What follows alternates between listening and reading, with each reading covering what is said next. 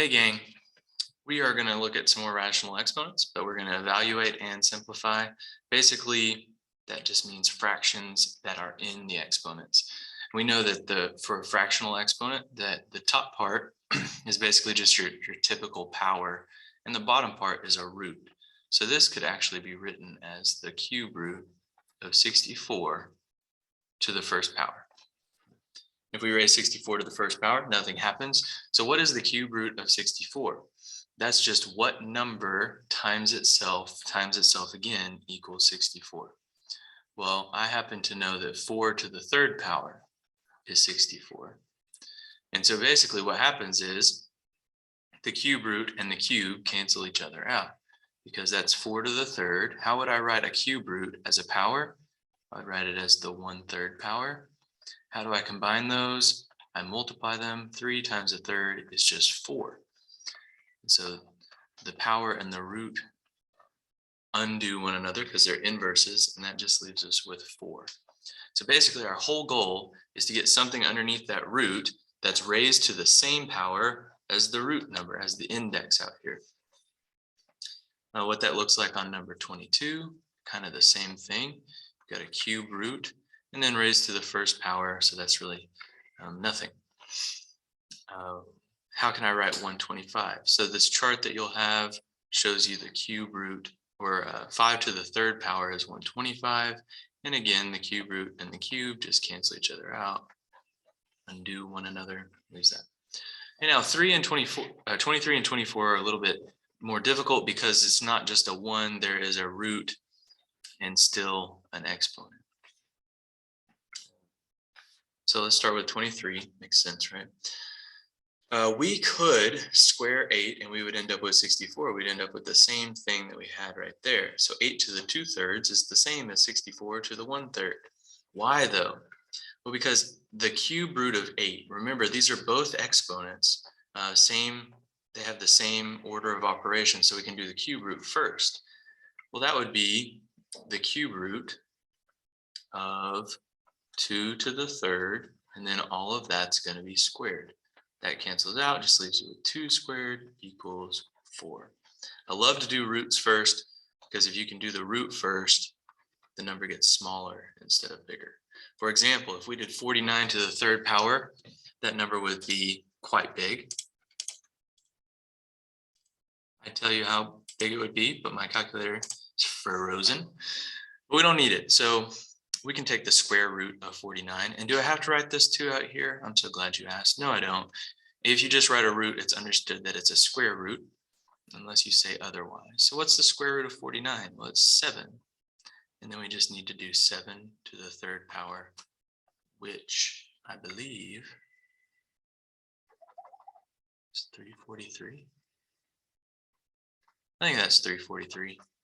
If it's not, someone will tell me. I know.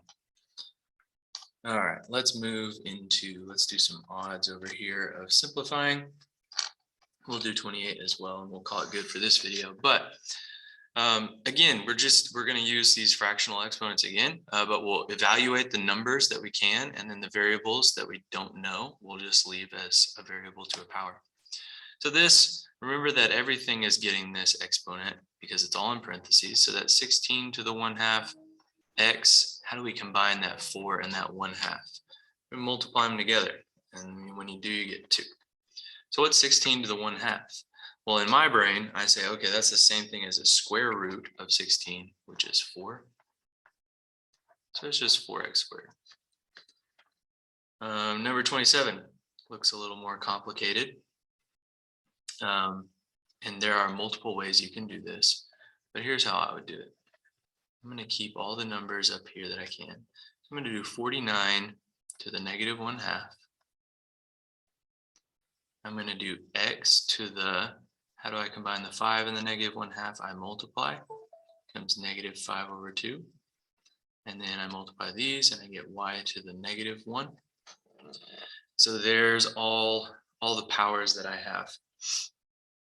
I'm going to deal with the variables first because I find those, I think those will be easiest right now.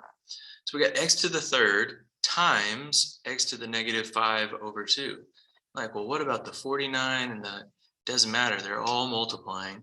It's all the same order of operation. So we can just multiply like terms. We don't have to worry about going out of order because it's all the same order of operations. So how to combine x to the third times x to the negative 5 halves? Well, I add those exponents. So what's 3 minus 5 halves? Well, 3 is 6 halves. So that would be x to the 1 half. All right, and then the y's, negative 5 plus negative 1, that's y to the negative 6.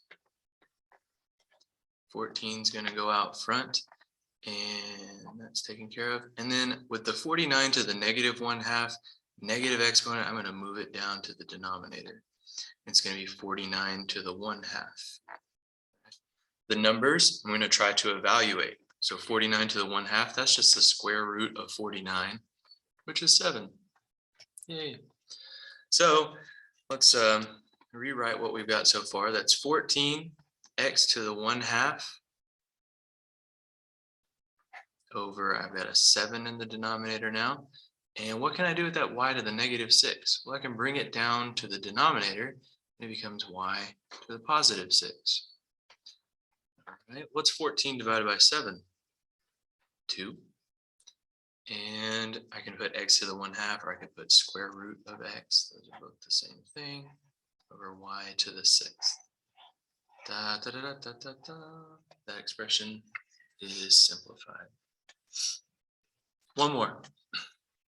Number 28. We've got a square root to simplify. It's got a number in there, and it's got a variable in there to the third power. So a lot going on here. It says leave your answer in radical form if it doesn't simplify, no exponents. Okay, so I'm going to write negative 4 down because negative 4 is already out of the radical. Square root of 32 is still inside, and now I'm going to do something a little bit sneaky, and I'm going to split up the 32 in the n cubed. And can I do that? Sure, I can. As long as you have the same, like you're talking about square root times another square root, you can multiply what's beneath the square root. You can multiply those things together. So 32, it's not a perfect square, but does it have perfect square built up in it that we could take out, that we could simplify? Yep, 16. So this is the square root of 16 times the square root of 2. What's the square root of 16? It's 4. So this is negative 4 times the square root of 2 times the square root of n cubed. That's as much as I can do with the numbers. But can I do something with the variable? Remember, if we had a square root and a square, they would cancel each other out. I've got a square root and a cube. So one way that you can think about this is I can take these out 2 at a time because it's a square root. So that exponent, how many times or how many 2's are in there? Just do some regular old long division. 2 will go into 3 one time. There's one set of 2 n squared that I can remove as an n. But it gets better. 1 times 2 is 2. 3 minus 2 is 1. That's my remainder. So check this out. With the n cubed, you have 1 n comes out, 1 n remains. 1 n comes out, 1 n remains. So now let's put all this together. We got negative 4 times 4, that's negative 16. We've got an n that came out of the square root, and then we've got a square root of 2n that's left in the square root. And that is simplified.